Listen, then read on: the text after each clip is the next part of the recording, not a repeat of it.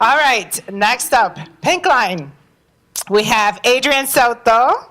He serves as the Chief Strategy Officer for Esperanza Health Center, and Ana Meyer, who is the Executive Director of Taller de Jose. Both are extremely active members in around the Pink Line station at California Stop. So welcome. Thank you. Thank you, Rosa. Thank you, Gian. How does one follow that? That's amazing. Unbelievable. So good morning, everyone. I'm Adrian Soto, and I'm here to talk about the California Pink Line Stop. I'm going to delve a little bit and share about the attributes of the community, and also share about what makes the area so unique. Great. So the California Pink Line Stop is located on 2000 South California Avenue, and the half-mile radius around the L Stop consists of the communities of Little Village and North Lawndale. Within these two communities lies the neighborhood of Marshall Square.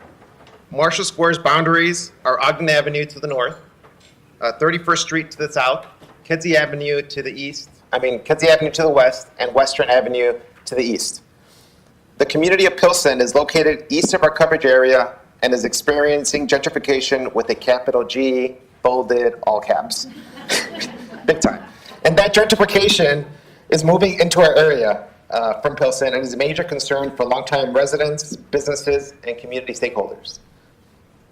Our community is predominantly Mexican American, and a large percentage are immigrants, and a significant portion are undocumented. The community is also made up of Black and white residents as well.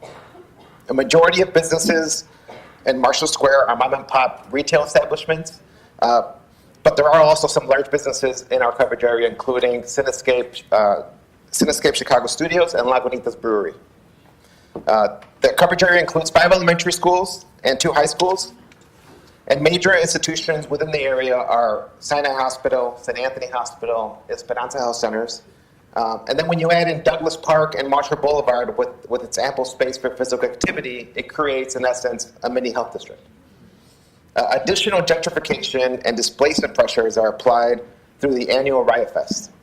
This 3-day music festival located in Douglas Park attracts over 160,000 attendees who flock to see musical acts such as 9 Inch Nails and Queens of the Stone Age, which isn't typically what the long-term residents would go to see. The festival goers are now accustomed to the area, marvel at our community assets, such as the California Pink Line Stop, housing stock full of 2- and 3-flat apartment buildings, beautiful Douglas Park, tree-lined Marshall Boulevard, authentic restaurants, a lot of taquerias, and the short distance to downtown. So now I'm going to cover what makes the area so unique. One of the things that makes the area unique is the Marshall Square Resource Network. The network was founded in 2010 by several organizations that wanted to work together to build capacity to address critical issues facing our community. Over 40 organizations are members. Nonprofit leaders, school principals, elected officials, government officials, and businesses are all represented. Quarterly meetings have over 50 individuals attending, and the network also has monthly committee meetings and events throughout the year. The network is currently working on 4 main issues, and those are capacity building for nonprofits, education, peace, and health. And so this network was a very powerful force, I think, in attracting the Elevated program to the area. Our community table's goal is to build on the existing work and collaboration that has already happened. Through our work with Elevated Chicago, we are using the network as a platform to expand the work related to transit-oriented development and disparities and equity, all through a racial equity lens. I will now turn it over to Ana Meyers from Taller de Jose, who will share specifics on the community table's work. Thank you very much.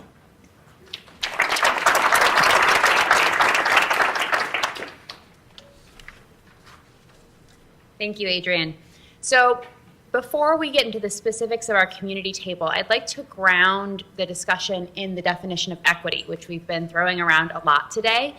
And so when we looked at the definition, we saw 2 parts. The first one being fairness, impartiality, justice, and the second one being more of a financial-oriented definition, assets minus liabilities, net worth, or capital.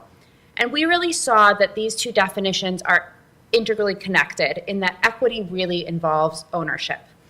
And so as Adrian described some about the community and all of those factors, we really feel that we're at the California Pink Line Stop at a really unique place to look at how we can bring greater equity, racial equity, fairness, health equity to the community before full-scale gentrification happens.